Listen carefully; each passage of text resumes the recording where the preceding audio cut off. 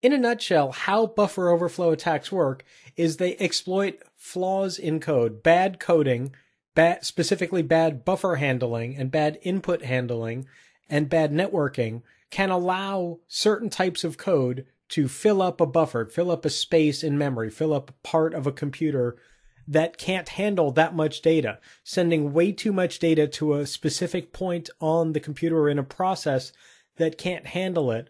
What happens is we fill up with the buffer overflow, the buffer, the allocated buffer of memory, and then the stuff that happens after that. If I send a bunch of data and then some extra stuff after that, it's the unpredictability of what happens to the data after that input is supposed to be terminated. And I'll show you a specific example of how that works in a moment. Ultimately, it comes down to good code will check to make sure that it never accepts too much data, never tries to put too much data in a buffer.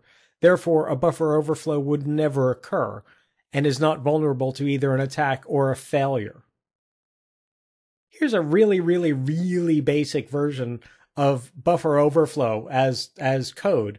And all it's showing you is that I've got here a couple of different variables, but they don't have any coordination between the size of them, between the actual size of data that's stored in these variables, in these buffers, if you will. And there's no checking to make sure, oh, this string is too long or this buffer is too small. Because there's no checking of the buffer size, if I stick too much data in one, it can actually make the other one blow up. So that's a real basic example. I want to actually show a little bit more of an applied example. In more of a current applied example, let's say you go to a web page or an application that asks you to log in, and the input title on it says username must be between 6 and 24 characters. Okay, so I type 5 characters or 4 characters. I'm a really good hacker, and it errors out, says, oh, nope, got to have at least 6 characters, between 6 and 24. What I'll try to do to manipulate this code is I'll actually type in 24 characters and then maybe some extra stuff like a command or like some kind of code or something to find out whether this software, this application is actually processing every bit of data I send. So if I put in all of this data, Mike Danseglio is a cool dude, run DLL32, blah, blah, blah, from the second subbullet there, either that code after the 24th character is going to be passed to the shell for execution or the application is going to filter it. If the application is going to filter it, that's good. That's good coding. The person who wrote the software says, oh, there's more than 24 characters here. So I will stop that, send an error back to the user and say, oh, can't type more than 24 characters. The overflow, the buffer overflow flaw, is when the application fails to check for the length of it and simply puts all of that data on the stack.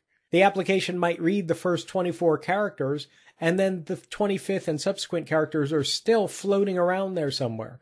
Well, if there's another error, either a subsequent error in the code or compiler error or some kind of shell exploit or operating system exploit, great. Now that code starting at character 25 actually gets executed, whether it's by whoever's handling the network input or in this case, the application input, or by something else. Doesn't matter. For purposes of this, it's about whether that stuff gets executed or whether it just gets truncated or whether I get an error message back.